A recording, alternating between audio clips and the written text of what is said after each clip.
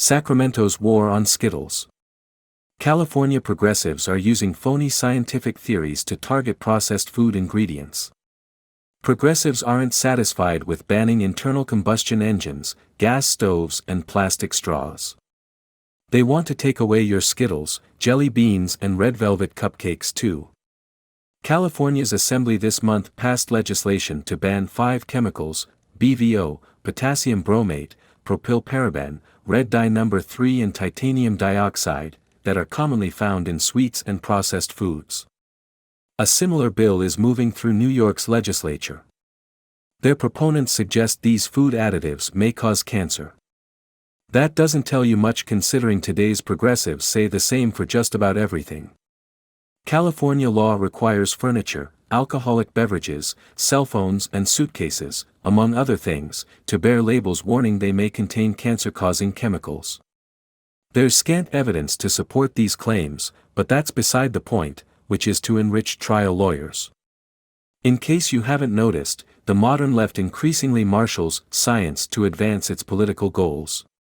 Here, Democrats are using phony scientific theories to target food ingredients that make processed foods tastier and more visually appealing. A rule of thumb is that progressives seek to enforce by federal regulation what they can't pass through Congress. When they fail at both, they seek to impose their will through blue state legislatures. The campaign against Skittles is a case in point. Left-wing groups have unsuccessfully lobbied the Food and Drug Administration to ban the aforementioned chemicals that have been found in foods since the 1960s. The FDA permits food additives that enhance color, texture, and taste as long as they are generally recognized as safe. If new evidence suggests otherwise, the agency may re-evaluate ingredients, as it did for titanium dioxide after the European Union banned the chemical in 2022. Titanium dioxide, which is often found in candy as well as a variety of processed foods such as shredded cheddar cheese, is used to brighten colors and enhance texture. The hyper-cautious European Food Safety Authority found no conclusive evidence that it is harmful, but raised concerns that some studies suggested it could damage DNA. An FDA review last year, however, found no evidence to suggest dietary exposure to the additive is a concern for human health, in part because absorption from food is very low, typically less than 0.01%. Even in animal studies, there was no evidence of toxicity from ingestion. Red dye number 3 is ubiquitous in candy and processed foods, including Pez, trolley gummies, boxed cake mixes, instant rice and potato products, tomato sauces, corn chips, and strawberry protein drinks. The Environmental Working Group, one of the outfits behind California's bill, lists some 3,000 items containing the dye. While studies in rats have found that extremely high levels of the chemical can cause thyroid cancer, no link has been established in humans. A 1987 study found that even high levels of the pigment is unlikely to harm people since it's poorly absorbed by human bodies. A California state-led review of artificial food dyes from April 2021 found a wide disparity in results from studies depending on their methodologies.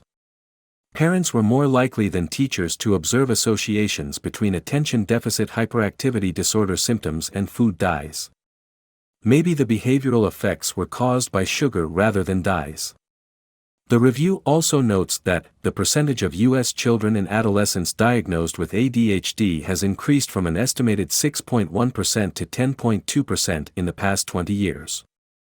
But many factors could account for this increase, including changes in how ADHD is diagnosed.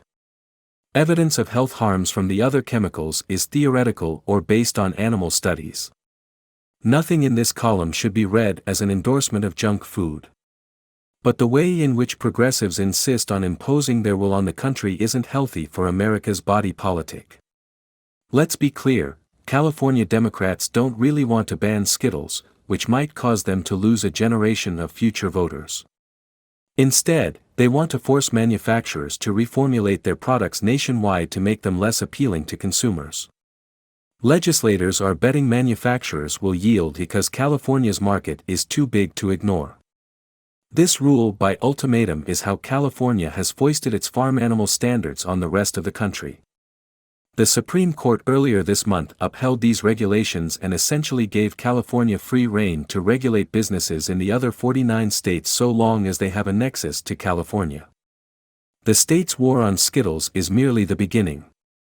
Democrats in Sacramento are also trying to jam through a bill that would force businesses that sell products in the state to disclose all their CO2 emissions, including those of their suppliers and customers.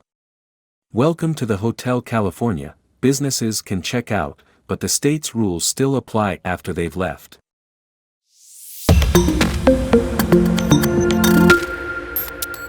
Sacramento's war on Skittles. California progressives are using phony scientific theories to target processed food ingredients. Progressives aren't satisfied with banning internal combustion engines, gas stoves, and plastic straws. They want to take away your Skittles, jelly beans, and red velvet cupcakes too. California's Assembly this month passed legislation to ban 5 chemicals, BVO, DeSantis should learn from one of the biggest blunders in American marketing. Wednesday evening's overthought and underprepared glitch festival on Twitter Spaces was at least a fitting coda to the preceding months. If Ron DeSantis does not win his party's presidential nomination, his pre-announcement campaign will be remembered for making a sow's ear out of a silk purse. Beginning with many advantages, the Florida governor spent months diminishing himself by positioning himself as the new Coke of Republican politics.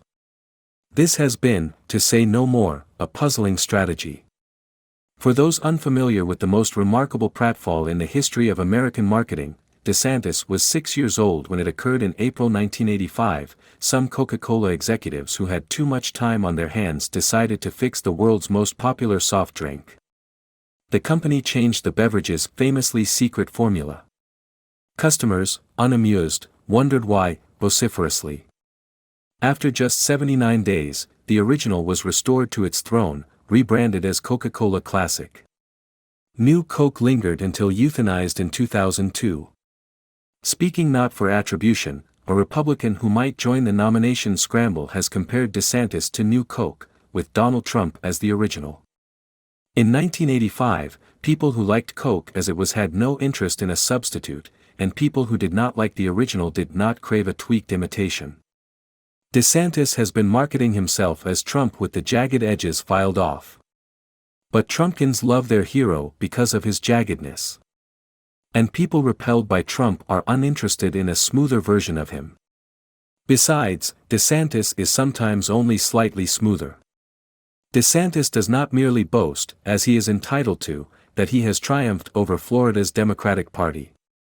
Rather, he gloats crudely that the party is basically a dead, rotten carcass on the side of the road.